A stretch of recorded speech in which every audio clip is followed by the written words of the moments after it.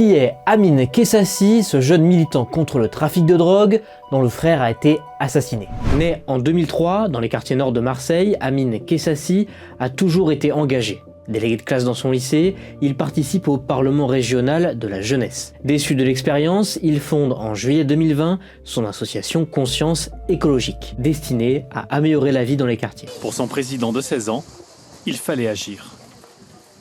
J'étais engagé au Parlement régional de la jeunesse et pendant une année, j'attendais que les projets se concrétisent.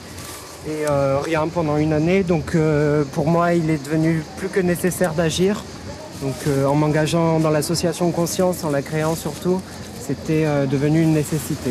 En décembre 2020, son frère Brahim est tué dans un règlement de compte lié au trafic de drogue. Révolté par la violence des trafiquants, Amin Kessassi rebaptise son association qui devient Conscience et s'engage face aux trafiquants de drogue. Qu'est-ce qui est arrivé exactement à ton grand frère?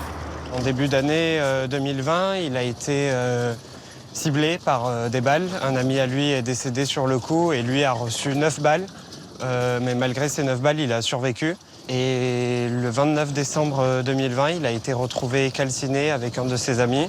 Et une troisième personne qui était avec eux a été retrouvée une semaine plus tard, démembrée. Ça se produit dans une telle violence, dans une telle atrocité qu'on se dit c'est pas possible, ça peut pas arriver.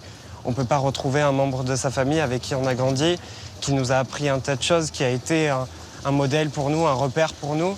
On peut pas se dire qu'on l'a retrouvé brûlé, qu'il a souffert avant de mourir, que justement après ça on est tellement blessé, on est tellement touché qu'on s'endurcit. Son association cherche à améliorer la vie des quartiers, mais aussi à accompagner les victimes de la violence des trafiquants en organisant des marches blanches notamment. C'est rare qu'on entende s'exprimer les familles des victimes. Comment vous l'expliquez? C'est l'atrocité des faits, le fait que les personnes se permettent maintenant de démembrer des gens, de les calciner, de les embarquer dans des coffres de véhicules et de les brûler vifs. C'est le fait que maintenant les victimes ont seulement 17 ans, 14 ans et c'est tout ça qui fait déborder le vase. À seulement 17 ans, il devient l'une des figures les plus connues des quartiers nord. Il a l'opportunité d'interpeller le président de la République lors d'un passage d'Emmanuel Macron dans la cité phocéenne. Donc moi j'ai perdu mon frère le 29 décembre dernier. Il a été retrouvé calciné et démembré avec un de ses amis au Pen Mirabeau. Je voulais déjà montrer que oui, il y a de la criminalité à Marseille, que oui, il y a beaucoup de choses qui ne vont pas à Marseille, mais que notre jeunesse, elle ne se résume pas qu'à ça, que notre jeunesse, que nous, les jeunes des quartiers nord, on peut s'investir. Moi, ce que je voudrais vous dire, c'est que ça ne sert à rien de venir avec un plan qui a été fait dans un avion ou je ne sais où. Il faut que ce plan, vous le construisez avec nous, les élus locaux, avec nous, les associations, avec nous, les familles de victimes, parce qu'on a également un témoignage à apporter, parce qu'on a également un vécu, une histoire qui est très très importante. Le plan de l'État, Marseille en grand, qui prévoit notamment la réflexion de nombreuses écoles, engage plusieurs millions d'euros. Mais il est insuffisant pour faire face à la violence croissante des trafiquants. Alors, Amin Kessassi tente d'agir à son échelle.